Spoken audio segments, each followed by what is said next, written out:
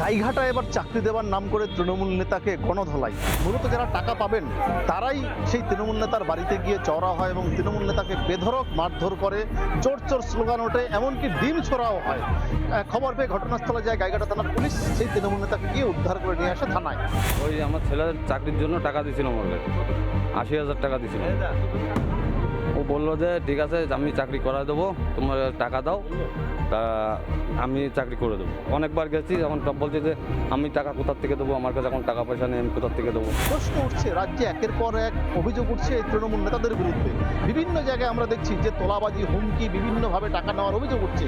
নতুন করে এবার গাইঘাটায় কিন্তু তৃণমূল নেতার বিরুদ্ধে অভিযোগ, যদিও তার পরিবারের সদস্যদের দাবি যে বেসরকারি সংস্থায় চাকরি দেওয়ার নাম করে কিছু টাকা নিয়েছিলেন, কিন্তু সেই টাকা তিনি অন্য কাউকে আবার দিয়ে দিয়েছেন।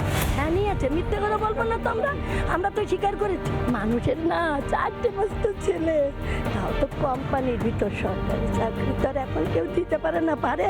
অন্যদিকে যারা এই টাকা পাবেন, তারা পাওনাদাররা, তারা প্রত্যেকেই জড়ো হয়েছেন। তারা সেই বাড়িতে গিয়ে যখন টাকা চান তাদের সঙ্গে খারাপ আচরণ করেন এই তৃণমূল নেতা, এবং পরবর্তীতে ক্ষিপ্ত হয়ে এই উত্তেজিত জনতা তারা কিন্তু মারধর করেন, চোর চোর স্লোগান দেন, তারা কিন্তু তৃণমূল নেতাকে লক্ষ্য করে ডিম ছোড়েন। মানুষকে বিভিন্নভাবে ঠকিয়েছে, কারোর কাছ থেকে 6 লাখ, কারোর কাছ থেকে এমনকি ভুয়ো অ্যাপয়েন্টমেন্ট লেটার দিয়েছে। পরবর্তীতে সেগুলো ফেরতও নিয়েছে, কিন্তু আমাদের কাছে জেরক্স আছে, ঠিক আছে। তারপরে কাউকে সান্ত্বনা দেওয়ার জন্য বাউন্স হয়ে যায়, এমন যে ব্যাংকে টাকা নেই সেখানকার চেক দিয়েছে। এবং সেই খবর পাওয়ার পর কিন্তু গাইঘাটা থানা পুলিশ যায় ঘটনাস্থলে, তৃণমূল নেতাকে সেখান থেকে উদ্ধার করে নিয়ে আসে। গোটা বিষয়টা তদন্ত করছেন পুলিশ। অন্যদিকে এই তৃণমূল নেতার পরিবারের সদস্যরা তারা কিন্তু দাবি তুলছেন সরাসরি বিজেপি এই ঘটনার সঙ্গে যুক্ত রয়েছেন, যদিও বিজেপির পক্ষ থেকে তারা দাবি করা হয় যে তৃণমূল নেতার বিরুদ্ধে যে অভিযোগ রয়েছে সেই অভিযোগ কিন্তু সাধারণ মানুষ করেছেন, যারা পাওনাদার তারাই গিয়ে করেছেন, এর সাথে বিজেপির কোনো যোগসূত্র নেই।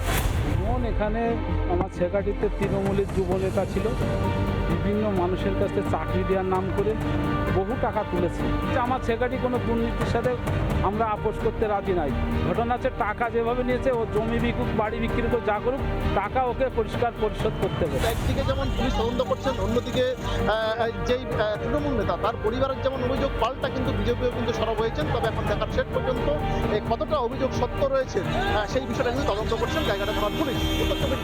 গাইঘাটা থেকে বিশ্বাস, রিপাবলিক বাংলা। নানা ধরনের কন্টেন্ট দেখার জন্য লাইক করুন, শেয়ার করুন আমাদের ফেসবুক পেজ, সাবস্ক্রাইব করুন আমাদের ইউটিউব চ্যানেল। পাশাপাশি অন্যান্য ব্রেকিং নিউজের জন্য অবশ্যই চোখ রাখুন রিপাবলিক বাংলায়।